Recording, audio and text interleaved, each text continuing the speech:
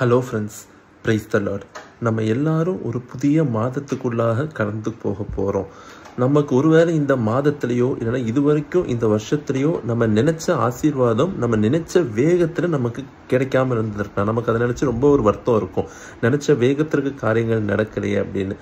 ஏன் அப்படின்னா யாத்ராகம் 23, 29, 30 நம்ம பார்க்குறோம். கர்த்தர் இஸ்ரேல் ஜனங்கள் தேசத்தை சுதந்திரிக்கிறதுக்கு அவர் சொல்லும்போது சொல்லுவார், உங்களுக்கு 9,000 எதிரி தேசத்தை நான் என்ன பண்ண மாட்டேன், ஒரேடியாக எல்லாரையும் துரத்தி விட்டுற மாட்டேன்.